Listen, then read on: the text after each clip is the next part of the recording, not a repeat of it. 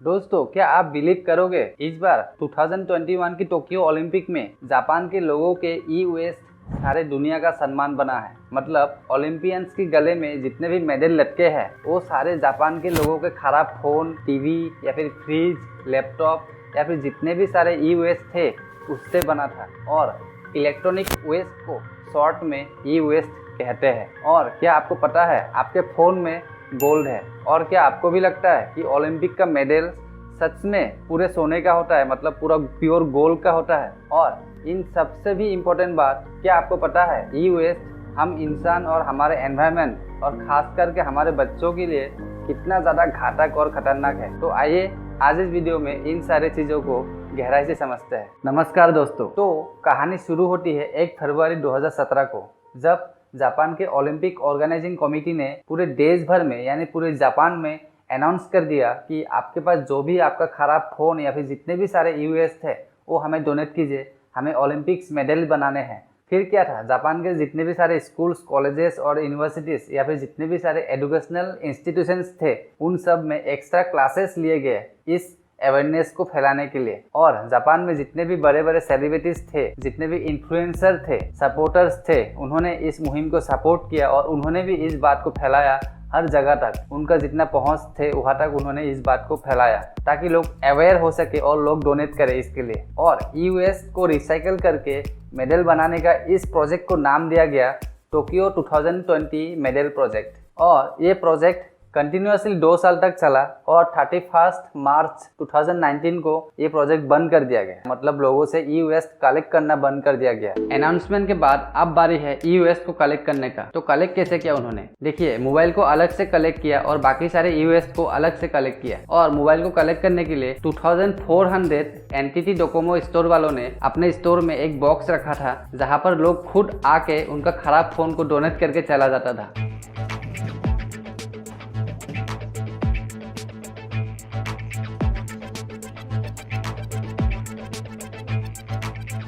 और बाकी सारे यूएस को कलेक्ट करने के लिए 1621 म्यूनिसिपैलिटी ने मदद किया। और जापान के सारे डिस्ट्रिक्ट और शहर में जितने सारे सरकारी ऑफिस थे उन सब में भी एक एक सेंटर बना दिया गया जहाँ पर लोग खुद आके अपना सारे यूएस वहाँ पे डोनेट कर सकते थे। メダルに古い使ってない携帯がメダルになるんだったらいいチャンスかなと思いまして来ました。अब अनाउंसमेंट भी हो गया, कलेक्शन भी हो गया। अब सवाल ये उठता है कितने सारे यूएस कलेक्ट हुए होंगे 2 सालों में। देखिए, अप्रॉक्स 78,985 टन यूएस कलेक्ट किए गए हैं 2 सालों में।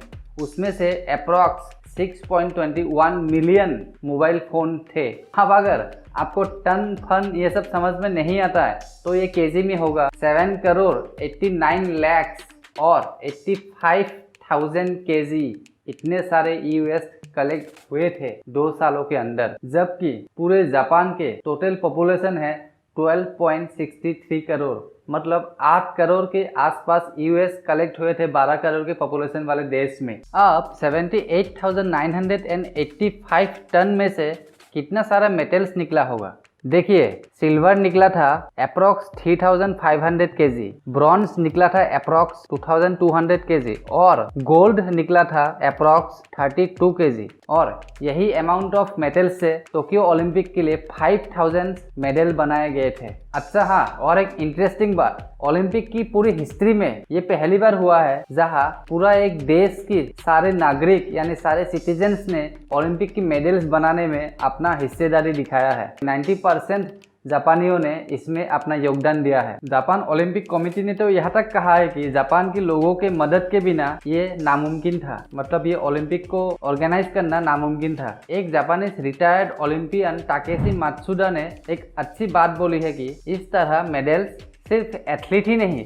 सभी के लिए यादगार बन जाएगा। मतलब उनका कहने का मतलब था कि जब किसी भी देश के किसी भी प्लेयर्स को मेडल्स मिला होगा तो उनको देख के हर जापानियों को प्राउड फील हुआ होगा कि उनके मेडल्स में हमारा भी कुछ ना कुछ कंट्रीब्यूशन रहा है। तो अगर मैं इस स्टोरी को एक लाइन में सिमटना चाहूँ तो ये लाइन होगा, आपका कचरा दूसरों का सम्मान।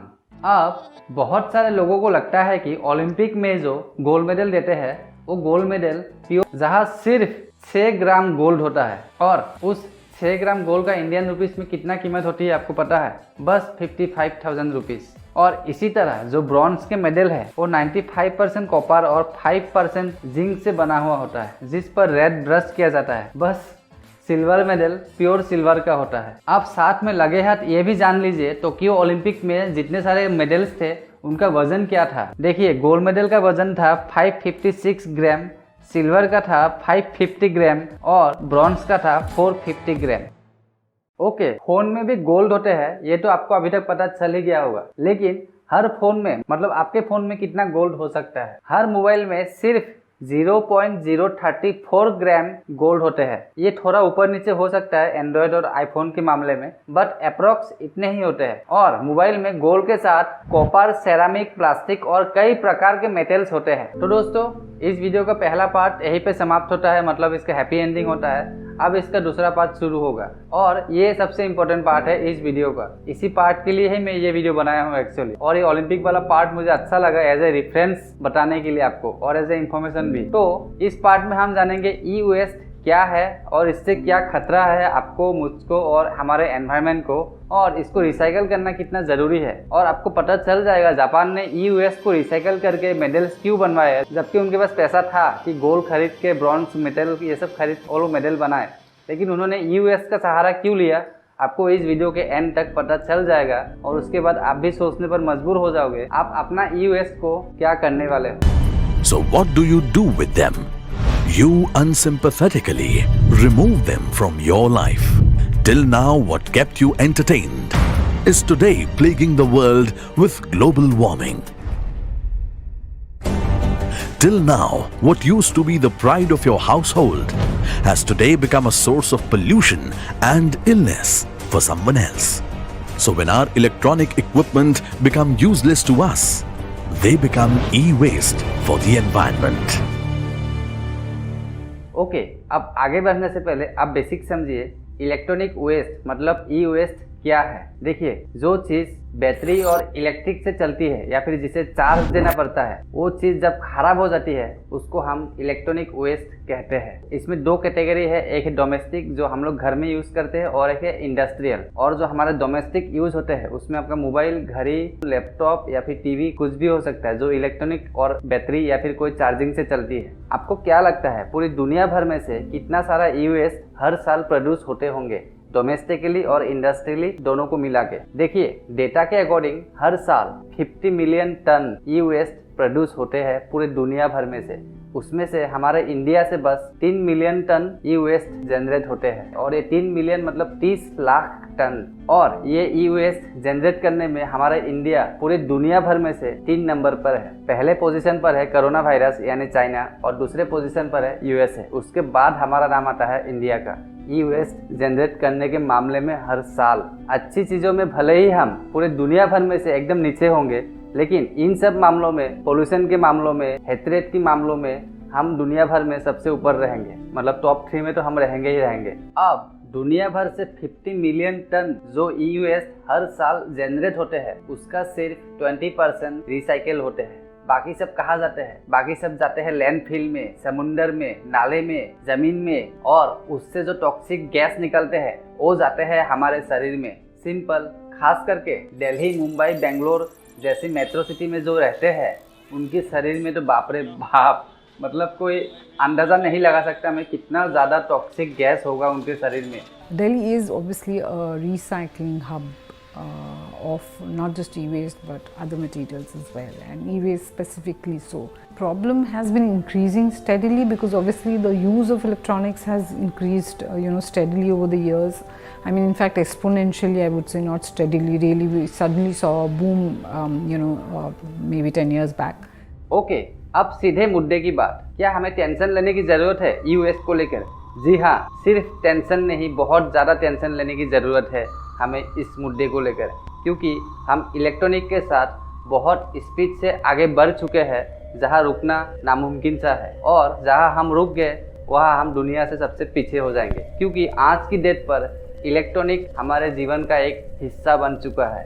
और आने वाले समय में ई वेस्ट का टी सुनामी आने वाली है, जिससे ना जाने क्या क्या हो सकता है। और इससे भी टेंशन की बात यह है, आपको आज तक ये नहीं पता ई वेस्ट क्या है और उससे आपको क्या नुकसान हो रहा है, और ना ही आपको कोई अवेयर करने के लिए आगे आ रहा है, आपको समझा रहा है, और ना ही आपको कोई इंटरेस्ट है इन सब मुद्दों पर कुछ रिसर्च करे, कुछ जाने, कुछ समझे या फिर लोगों से पूछे। नहीं, आपको इंटरेस्ट है कौन हिंदू है कौन मुस्लिम है, ये सब जानने में आपको बहुत इंटरेस्ट है। लेकिन आज आप मेरी बात लिख के रख लीजिए, जिस दिन नेचर बदला लेने पर आ जाएंगे उस दिन आपका हिंदू मुस्लिम धरी की धरी रह जाएगी।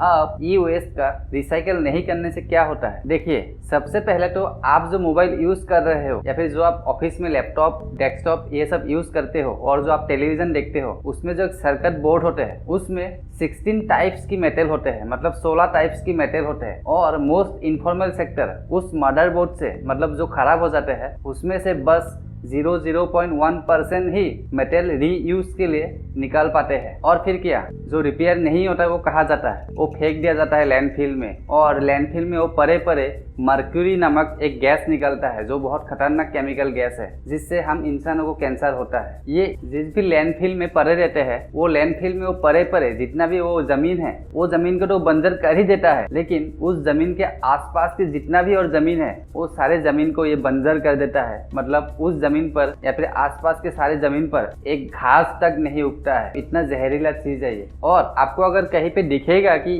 यूएस के आसपास बहुत सारी खेती हो रहा है तो आप यकीन मान लेना उस खेती से जो भी फल निकलेगा उस फल के अंदर वो यूएस का इम्पैक्ट जरूर होगा। और ये तो था बस एक छोटा सा मदरबोर्ड की बात। आप सिर्फ मदरबोर्ड तो होते नहीं है किसी एक इलेक्ट्रॉनिक गैजेट में, उसमें बहुत सारे मेटल होते हैं, बहुत सारे चीज होते हैं। तो बाकी जितने सारे यूएस है उससे कैडमियम क्रोमियम जैसे केमिकल निकलते हैं जिससे छोटे बच्चे के ऊपर सीरियस हेल्थ इम्पैक्ट पड़ते हैं। तो ये यूएस से निकलने वाले गैस आपके शरीर के हर ऑर्गन को फेल कर सकती है, खास करके आपके हार्ट को। Lung cancer, organ cancer basically, lungs, kidneys. और यूएस का दूसरा इफेक्ट, अब जब ये जमीन से ट्रेवल करके जाके नदी में गिरते हैं या फिर कोई समुंदर में गिरता है तब ये पूरे नदी के पानी को या फिर समुंदर के उस आसपास के पानी को पूरा टॉक्सिन वाटर कर देगा, मतलब जहरीला वाटर कर देगा। उस पानी के अंदर जो भी मछली रहेगा या फिर जो भी जीव है वो उस जहर से मर जाएगा, और जो नहीं मरेगा उसको हम खा जाएंगे। और इस केमिकल से जो गैस निकलता है अगर वो हमारे नाक के जरिए अंदर नहीं जा रहा है तो ये वापस हमें बारिश के जरिए और हमें ही मिलता है। आप समझ रहे हो ये साइकिल कैसे काम कर रहा है। तो इसे रोकना क्यों जरूरी है, रिसाइकिल क्यों जरूरी है, आप समझ गए होंगे। अब रिसाइकिल क्यों करना चाहिए, देखिए एक ही बात है, रिसाइकिल नहीं करने से क्या होता है, लेकिन इसमें बहुत सारे फायदे हैं रिसाइकिल करने का। सबसे पहला कारण तो आपको पता ही चल चुका है, रिसाइकिल करना क्यों जरूरी है। अब रिसाइकिल करने का हम फायदा देखते हैं। रिसाइकिल करने से क्या होगा, उससे जो रीयूज मटेरियल निकलेगा उससे हम और ज़्यादा प्रोडक्ट प्रोड्यूस कर पाएंगे। और यूएस के अंदर मेटल्स भी तो होते हैं, सोना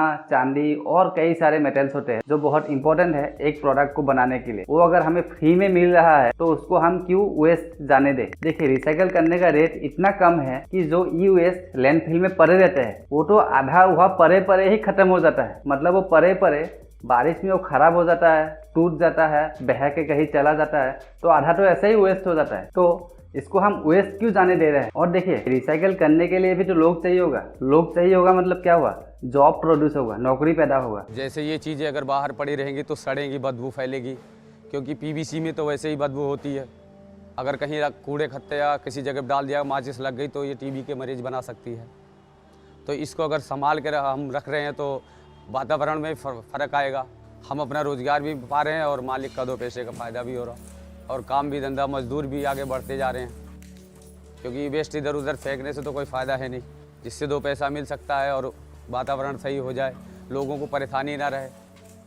अगर हर देश में ऐसे किया जाए तो बड़ी अच्छी बात है। और नौकरी जब पैदा होगा तो क्या होगा, हमारे इकोनॉमी को फ़ायदा होगा, और जब इकोनॉमी को फ़ायदा होगा तो क्या होगा, हमारा जो जीडीपी अभी नरक में है वो थोड़ा ऊपर आने लगेगा। तो इकोनॉमी के लिए बहुत फ़ायदा है और प्रोडक्ट बनाने के लिए भी बहुत फ़ायदा है। और इससे और एक चीज़ होगा कि हमारा इंपोर्ट करना थोड़ा कम हो जाएगा चाइना से। मैं आपको 90.9% गारंटी देके बता सकता हूँ। मेरा ये वीडियो आप जो अभी देख रहे हो, जिस मोबाइल में आप देख रहे हो, वो 99.9% चाइनीज़ प्रोडक्ट है। नीचे कमेंट करके आप बताइए आप कौन से मोबाइल से देख रहे हो, क्या वो इंडियन है या चाइनीज़ है। तो क्या समझे आप। तो इसीलिए हमें रिसाइकिल करना चाहिए, क्योंकि ये इकोनॉमिकली, सोशियली और एनवायरमेंटली हर तरफ से फायदा है इसका। अच्छा हाँ, यहाँ पे एक इंटरेस्टिंग बात, क्या आपको पता है ई वेस्ट जो रिसाइकल होते हैं और उससे जो नया प्रोडक्ट बनता है वो ओरिजिनल प्रोडक्ट से 2 से 10 गुना ज़्यादा एनर्जेटिक और एफिशिएंट होते हैं।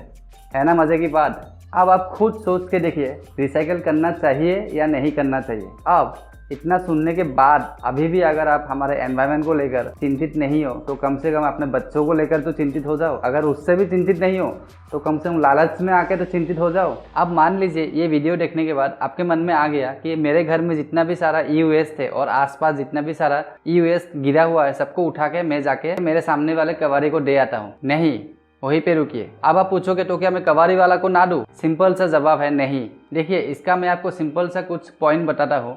सबसे पहला, आपको इसीलिए कबाड़ी वाला के पास नहीं जाना चाहिए क्योंकि वो अनऑथोराइज्ड कबाड़ी वाला है। जब आप ऐसे अनऑथोराइज्ड कबाड़ी वाले के पास जाके अपना ई वेस्ट दे देते हो तो आप डायरेक्टली अनऑथोराइज्ड मार्केट का चेन को बढ़ावा देते हो। मतलब वो कबाड़ी वाला आपको कम पैसा देगा आपका ई वेस्ट के लिए और वो जहाँ आगे देगा उससे वो ज़्यादा पैसा लेगा। मतलब वो कबाड़ी वाला बीच में दलाल बन के बैठा हुआ है। और वैसे भी ये अनऑथोराइज्ड कबाड़ी वाले को एक्सट्रैक्शन का ज़्यादा स्किल्स नहीं है, तो मुमकिन है अनऑथोराइज्ड कबाड़ी वाला आधा ई वेस्ट वहीं पे ख़राब कर देगा उनकी एक्सट्रैक्शन की प्रोसेस में, और ख़राब होने के बाद वो ई वेस्ट किसी काम का नहीं है। अब इसका दूसरा पॉइंट, और ये बहुत इंपॉर्टेंट है, ये जो कबाड़ी वाला है अनऑथोराइज्ड वाले, ये लोग ओपन एरिया में जो ई वेस्ट से जो वायर निकलता है उसको ओपन एरिया में जलाते हैं ये लोग, जिससे कॉपर निकल सके। The precious material is copper. Copper has got a highest value in India and throughout the world.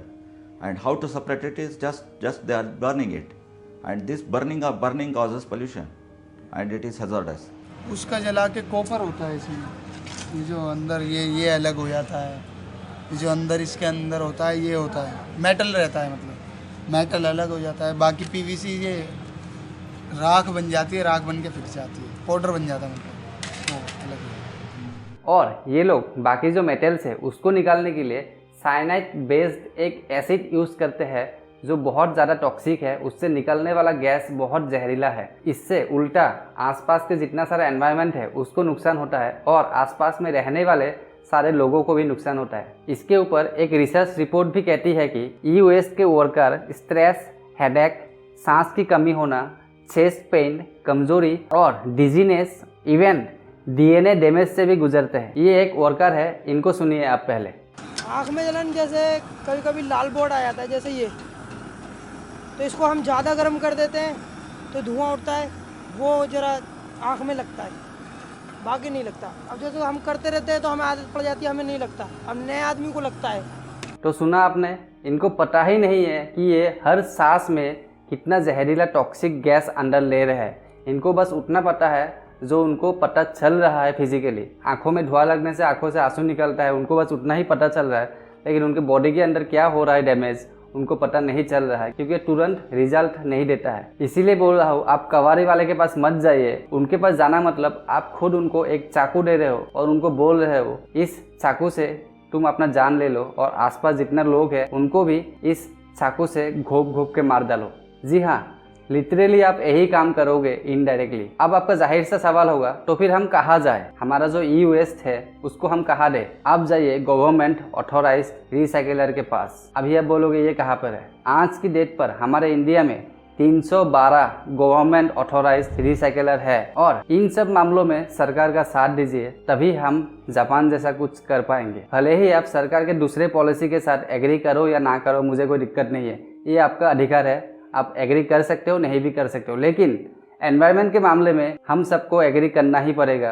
यही एक रास्ता है, और सरकार ने इस पे काम किया है, ऐसा नहीं है सरकार ने काम नहीं किया है, सरकार ने काम किया है, इसीलिए तो 312 ऑथोराइज्ड रिसाइकलर है अभी इंडिया में। कभी कभार इन दिनों हमारे यहाँ पहले अच्छी पेन रखना वो स्टेटस था, अच्छी घड़ी रखना स्टेटस था, अब अच्छा फ़ोन रखना स्टेटस हो गया है। ई वेस्ट, इसके विषय में अवेयरनेस नहीं है। देखिए, हमारे देश में एनवायरनमेंट की समस्याएं इसलिए आई कि जिसको जिस ठिकला का कारखाना लगा दिया, they were not conscious about it. हमने ई वेस्ट के संबंध में एक मिशन उठाना चाहिए, ऑनलाइन चलाना चाहिए, अवेयरनेस कैंपेन करना चाहिए, ई वेस्ट के सॉल्यूशन खोजने चाहिए, सरकार के साथ मिलकर के कोई प्रोजेक्ट बनाया जा सकता है ई वेस्ट के सॉल्यूशन, वरना हम पता नहीं कहाँ से कहाँ पहुँचे। अच्छा हाँ, जब आप ये ऑथोराइज रिसाइकलर के पास जाओगे अपना ई वेस्ट को देने, तो उनसे आप पूछिएगा आपका जितना भी ई वेस्ट है उससे क्या क्या निकलेगा जो रीयूज होगा और ये कहाँ यूज होगा। और तो जागरूक बनिए और अपना नागरिक अधिकार का इस्तेमाल कीजिए। क्या आपको पता है पूरे एशिया में हमारा महान भारत देश ही एकमात्र ऐसा देश है जहां 2011 से ई वेस्ट के लिए सरकारी कानून है ऑफिशियली। जी हाँ दोस्तों, ई वेस्ट मैनेजमेंट रूल्स 2016 था, तो ये 2011 से ही, लेकिन ये पब्लिक ऑर्डर पर आया 2016 से। इसी कानून में 2018 को एक क्लॉज डाल दिया गया कि अब से इंडिया में जितने भी इलेक्ट्रॉनिक गैजेट्स बनाने वाले कंपनी है या फिर बाहर से जो कंपनी आके इंडिया में बैठा हुआ है, उनको जितना भी ई वेस्ट निकलते हैं उनको वापस लेना होगा, उनको रीयूज करने के लिए। देखिए कितना अच्छा कानून है ये, लेकिन कौन सा कंपनी ये यूज करता है या फिर इसके लिए एडवर्टाइजमेंट करते हैं। इसीलिए आज हम पूरे दुनिया भर में ई वेस्ट जनरेट करने के मामले में टॉप 3 पर है और इसके लिए किसी को कोई फर्क नहीं पड़ता, ना ही कोई इसके ऊपर बात करते हैं, ना ही आपने मेरे ये वीडियो से पहले सुना होगा कभी। तो अभी हमें क्या करना चाहिए, इसका क्या सॉल्यूशंस है जिससे हम ये रोक सके ई वेस्ट का इतना जनरेट होना। देखिए, हमें कोई भी रॉकेट साइंस बनाने वाले प्रोसेस को फॉलो नहीं करना है, हमें बस 4 R को फॉलो करना है। पहला है रीयूज, दूसरा है रिपेयर, तीसरा है रिसाइकिल, चौथा है रिसर्च। अब रीयूज क्या है? रीयूज मतलब आप अपने जो प्रोडक्ट है, गैजेट है, उसको आप लंबे समय तक यूज़ करो, उसको रीयूज करते रहो। आप अगर नया प्रोडक्ट लेने जा रहे हो तो आपका जो प्रोडक्ट है वो ऐसे लोगों को दे दो जिसको ये ज़रूरत है, या फिर आपकी फैमिली के किसी को दे दो। और दूसरा चीज़ है रिपेयर। रिपेयर मतलब जब आपका प्रोडक्ट ख़राब हो जाए तो ज़रूरत नहीं है कि नया ही लो, उसको कोशिश करो कि वो रिपेयर हो सके या नहीं। अगर रिपेयर हो सके तो बहुत अच्छी बात है, उसी को आप यूज़ करो। तीसरा है रिसाइकिल, ये बताने की ज़रूरत नहीं है, आप पूरा वीडियो इसी के ऊपर ही था। अब चौथा है रिसर्च, ये बहुत ज़रूरी है आप लोगों के लिए खास करके। ये इसीलिए ज़रूरी है क्योंकि आप सब अवेयर नहीं हो आज भी। ये वीडियो देखने के बाद आप यहीं पे रुकिए मत, वीडियो के नीचे बहुत सारे लिंक्स मैंने दे दिया है, उसको पढ़िए डिटेल में और आप खुद से भी रिसर्च कीजिए और थोड़ा सा तो अपना कंट्रीब्यूशन दिखाइए इस देश के लिए, इस नेशन के लिए। बस जय श्री राम बोल देने से नहीं होता है, कुछ कंट्रीब्यूशन दे के जाइए, क्योंकि यहाँ कोई भी नहीं रहेगा परमानेंटली। आप भी जाओगे, मैं भी जाऊँगा, लेकिन कुछ कंट्रीब्यूशन दे के जाइए ताकि लोग आपको याद रख सके। रिसर्च कीजिए, मतलब थोड़ा पढ़ाई कीजिए इसके ऊपर। और इन सब के बाद फाइनली परमानेंट सोल्यूशन तो एक ही है, वो है हमारे एजुकेशन सिस्टम। हमारे एजुकेशन सिस्टम में एनवायरमेंटल साइंस को प्राइमरी स्कूल से ही इंक्लूड करना होगा।